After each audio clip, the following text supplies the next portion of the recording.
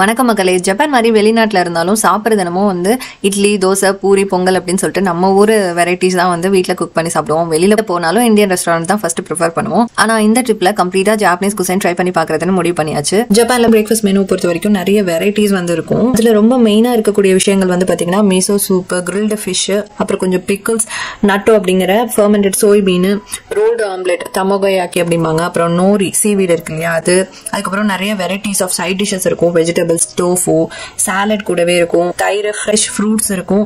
இதோட சேர்ந்து கொஞ்சம் ரைஸும் இருக்கும். ஆமாங்க, ஜப்பான்ல பிரேக்ஃபாஸ்ட்ல ரைஸும் சாப்பிடுவாங்க.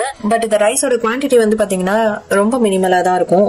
ரைஸ் மட்டும் இல்ல, நான் இப்ப சொன்ன எல்லா வெரைட்டிஸ்லயும் வந்து பாத்தீங்கன்னா குவான்டிட்டி வந்து ரொம்ப கம்மியா தான் இருந்தது. சோ இதுலயே உங்ககிட்ட வெஜ் ஆப்ஷன்ஸும் இருக்கு. நான்வெஜ்ல வந்து கிரில்டு ஃபிஷ் அப்படின்னா, வெஜ்ல வந்து ஏதாவது ஒரு வெஜிடபிளை வந்து கிரில் பண்ணி கொடுக்குறாங்க. இன்னைக்கு வந்து எனக்கு எக் பிளான்ட் வந்து கிரில் பண்ணி கொடுத்துருந்தாங்க.